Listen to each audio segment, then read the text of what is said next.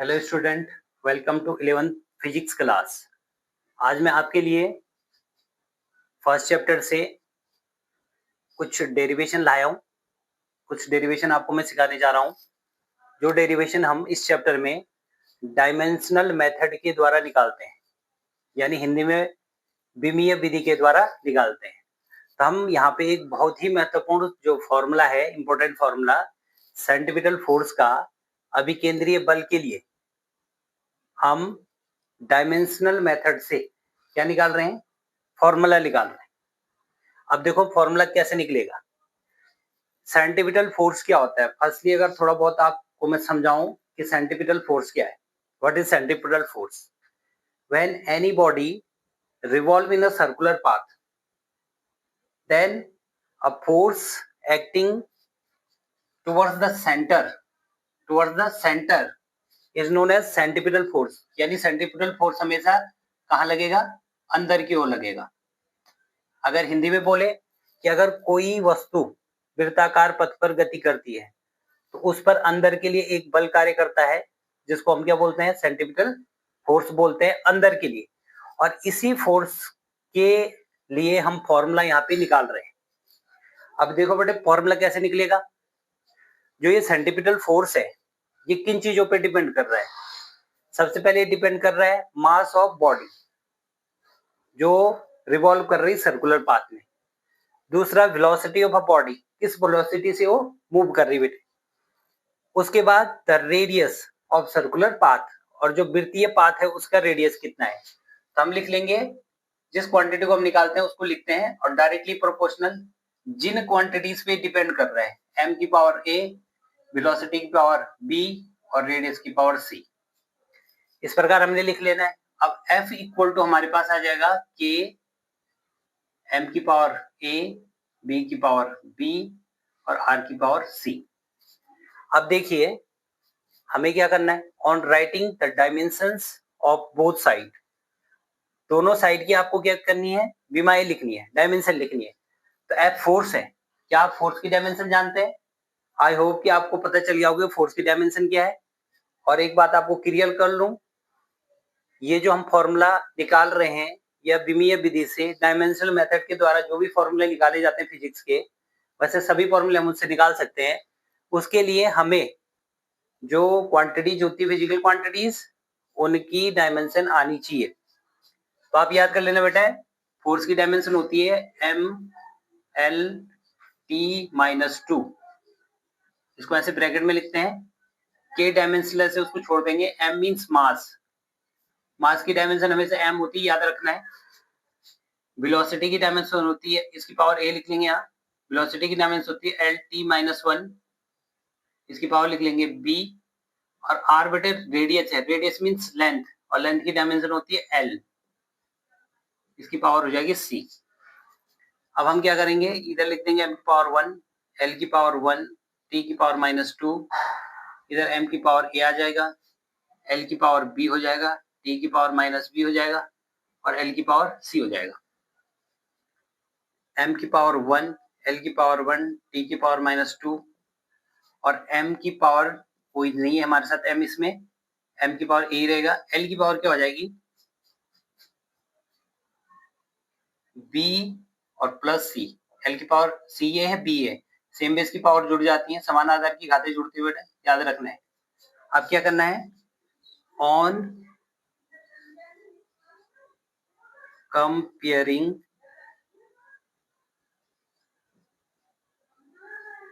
Power of M L T, दोनों और M L T की के घातों की तुलना करने पर। अब देखो यहाँ m की पावर a है, यहाँ 1 है, a इक्वल टू आ जाएगा आपके पास 1, a इक्वल टू 1 आ गया। अब यहाँ देखो l क्या है, b प्लस सी, l की पावर, तो ये b plus C equal to इधर l की पावर कितनी, 1 आ जाएगा। इधर t की पावर माइनस बी है तो माइनस बी इक्वल टू इधर माइनस टू लिख लेंगे हम, माइनस माइनस कैंसिल हो जाएगा तो आपके पास b इक्वल टू आ गया 2, b इक्वल टू 2 हो गया।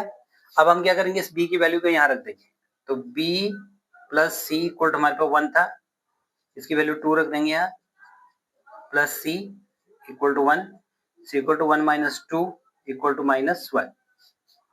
अब लिखेंगे हम इसको, इक्वेशन फर्स्ट बना लेते हैं, पुटिंग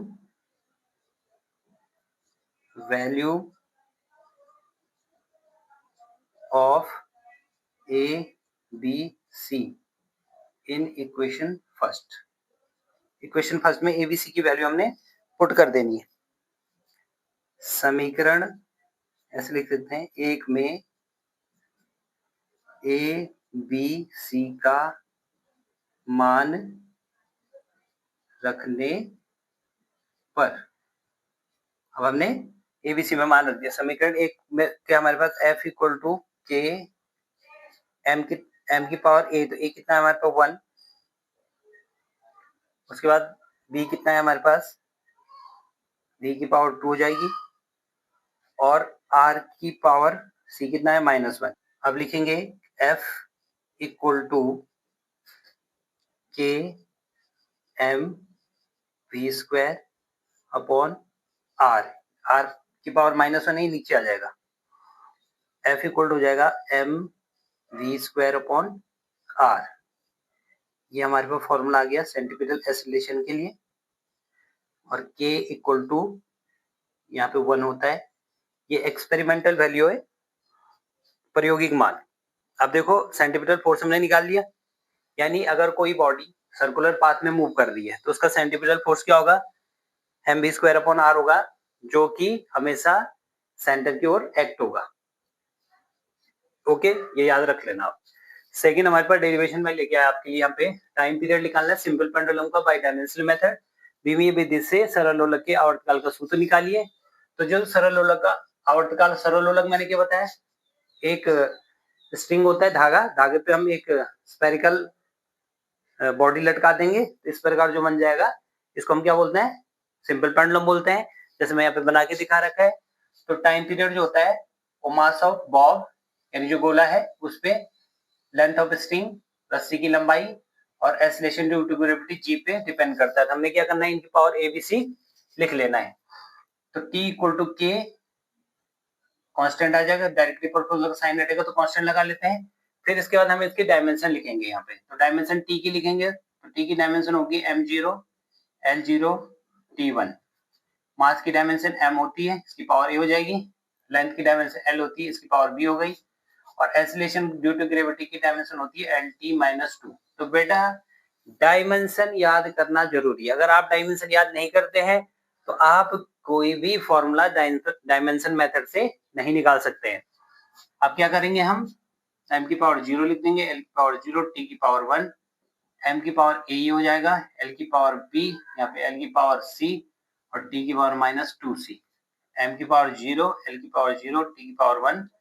अब हो जाएगा m की पावर, तो हमारे पास कोई एक ही है इधर, l की पावर यहाँ पे b और ये c है, तो दोनों ऐड हो जाएंगे, हमारे पास सेम बेस की पावर है t की पावर -2c। अब हम कंपेयर करेंगे, ये वाली लाइन लिख लेंगे इधर, on comparing the power of MLT, और हिंदी में भी लिख लेंगे। तो हमारे पास a, यहाँ पर m की पावर a है, यहाँ 0, तो a इक्वल टू 0 आ गया, और l की पावर है b प्लस c, इधर देख लो b प्लस c, इधर 0 है, यहाँ 0 लिख लेंगे, और इधर t की पावर -2c है, और इधर 1 है, तो हमारे पास यहाँ पे c इक्वल टू कितना आ गया, -1/2। अब c की वैल्यू यहाँ रख दो b प्लस c में, तो b -1/2 इक्वल टू 0, यानी b इक्वल टू कितना आ गया, 1/2।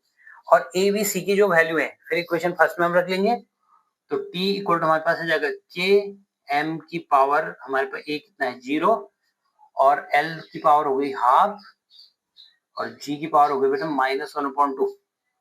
तो t equal to k m की पावर 0 और l की पावर 1/2, और g की पावर माइनस में है तो ये नीचे जाके हो जाएगी प्लस, ये तुम्हें पहले ही पता होगा, माइनस पावर रहेगी तो नीचे जाके प्लस हो जाती है। तो t इक्वल टू तुम्हारे पास आ गया k m की पावर 0, m की पावर 0 को 1 लिख लेंगे और इसको लिख सकते हैं रूट एल बाई जी। जो पावर हाफ होती है उसको रूट में लिख सकते हैं और t की जो वैल्यू होती है अब आगे 2 पाई रूट एल बाई जी। ये हमारे पास क्या निकल गया, टाइम पीरियड के लिए फॉर्मूला निकल गया, because k equal to the 2 pi that is the experimental value. जैसे एक्सपेरिमेंटल वैल्यू यहाँ पे k इक्वल टू 1 है, यहाँ पे k इक्वल टू 2 पाई होती है।